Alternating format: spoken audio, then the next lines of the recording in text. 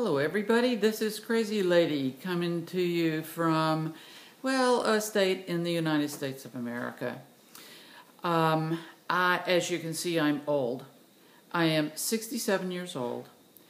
I used to be a doctor, a real doctor, but I got sick, you see, and I had to stop working as a real doctor, and then I had to go to bed for about a year.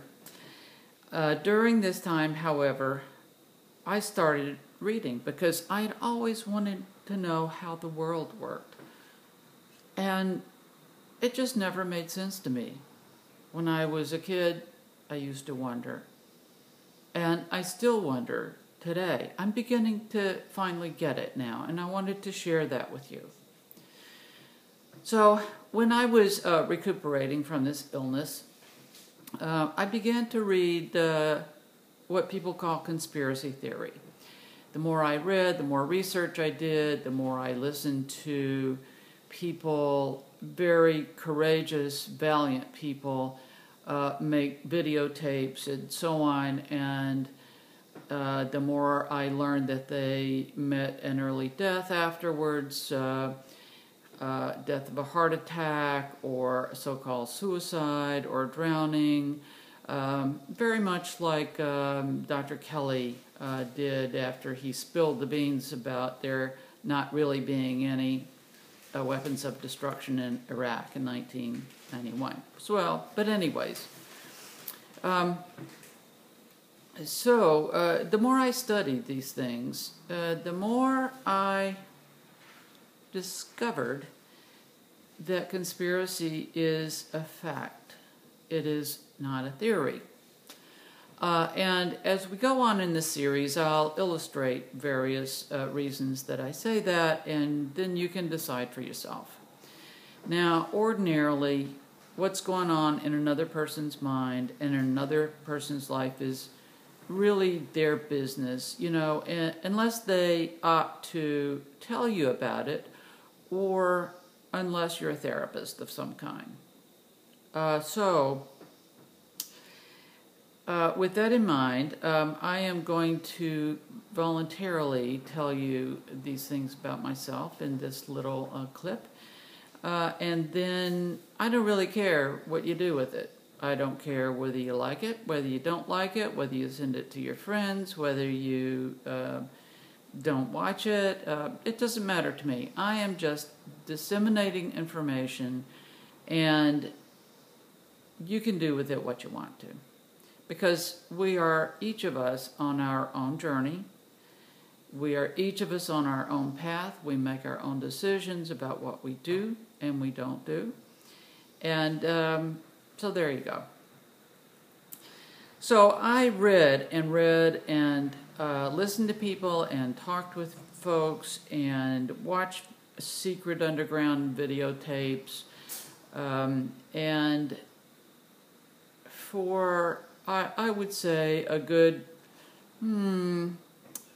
decade or so, a good 10 years or so. And during that time, of course, I got interested in other things that were allied with this and some things that weren't. And I decided that I would start teaching it. And so I did. I gave a course in our little town, adult education. One of the courses, one of my first courses, was called ET 101. And ET 101 talked about leprechauns, UFOs in the Vatican Library art,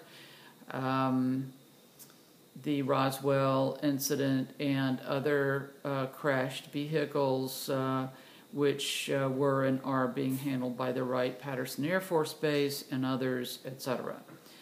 Well, so anyways, I learned and continue to learn an incredible amount. And as I'll tell you in a few minutes, I'm really only beginning to know myself and why I'm here. I have begun to figure some of that out. I thought I had figured all the rest of it out, but it seems that there are more surprises every day. So anyway, that's life, right? And you're never too old, as I can testify. I decided to call myself Crazy Lady for obvious reasons. I'm old. I'm a crone, or an elder, which is the nice way of saying it, or an old fart, if you prefer. I have wattles. Want to see them? I have wattles. I have a wattle right there, and I even have wattles on my arms and other places that we won't discuss. But at any rate, that's just the skin I am in, and there you go. I have never really been friends with my body until very recently, because it's always been sick, or my psyche has had chronic illness, or, you know, it's just been one thing after another. As a matter of fact, I feel as if I have had at least 7 and probably 14 lives all rolled into one. And that's about right. I think that's about right. You know, I do believe in reincarnation, and I've had past lives as an Indian brave who was a horse whisperer, a African woman who saved her male child from the slave pit, the child himself, who was brought over in a slave ship. I've had past lives as a Native American chief in the Sioux tribe, and several others that I know about. There are probably zillions of ones that I don't know about. At any rate, here we are again, and this is what may be my final incarnation on Earth. I don't know. Maybe I'll come back as something like a rock, or my dog, or something of that kind. But we'll see. I have choices. In fact, we all have choices. We all have choices every moment, every day, every minute. And making the right choice depends upon whether we make the choice based on fear or whether we base the choice based on love. That's our choice every moment, fear or love. This was taught to me by some very important people in the modern world, including David Icke, who is my hero. He has been out talking to people and pounding the pavement since days when he was a newscaster, sportscaster gone crazy in England. And he has just stuck to it. He's told us all about our reptilian past and who physically we are and who psychologically we are.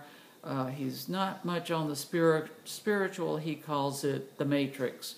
I don't really care what you call it. You can call it the Matrix. You can call it the ethers. I don't care. But he has brought out more information from one person in one brief period of time than anyone I know. He has told the truth about the World Trade Centers. He's told the truth about the royal families. He's told truth after truth after truth as far as I am concerned. Now, I have to tell you that my interests, of course, as a former physician, and I probably still am, sort of, my interests really extend from the body physical to the body spiritual, and all layers and all selves in between. I should say they extend from our physical bodies even to the limits, the outer limits of the cosmos, because I believe that we are all one, that we are all part of God. We each have that divine flame in us, and when it is blown and breathed into a fire, then we become part of God as a cosmic membrane, and as that which infuses everything with love and creativity.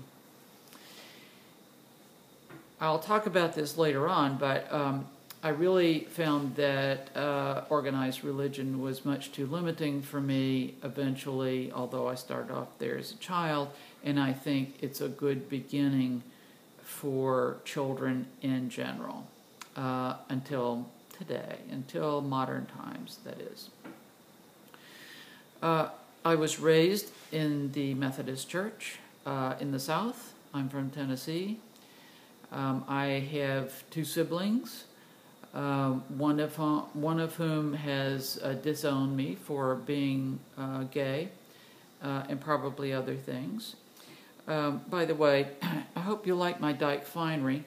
My wife likes it, and you heard that right, wife. I have a wife. I have a legal wife. So not only am I a dyke, but I was one of the first married lesbians on the East Coast, and I am very proud of that. At any rate, my wife and I have a very wonderful long-term relationship, and we cherish most moments with each other, not 100%, but most.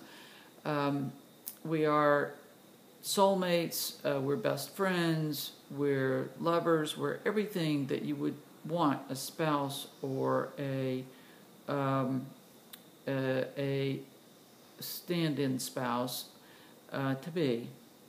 And I love her very much, and she loves me very much. We love our families. I have been adopted into her family, more or less.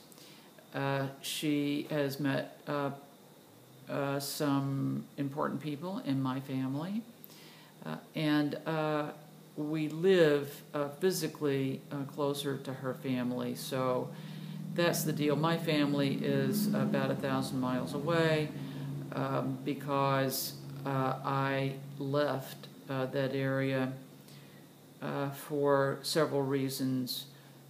When I began to have postgraduate training in medicine, and I have not gone back, except to visit, that is. So, anyways, I have really just learned about myself that I have been a bipolar person my entire life, with only the depressive aspects being apparent to me. Once in a great while, I remember having a little bit of the manic side, but mostly it's been an effort to hold it together, to survive, or to come out swinging, and not to kill myself. So I have not, with a little help from my friends, killed myself, and here I am, and I am going to share a lot of information with you, but I wanted to tell you a little story in closing, that I was on a jet plane taking a trip once, and when we took off, a 3-year-old from the back of the plane said, "Dad, we're blast offing!" And that's what I feel like I'm doing. Blast offing. So here you have it. Crazy lady on steroids. And I'll catch you later. Bye.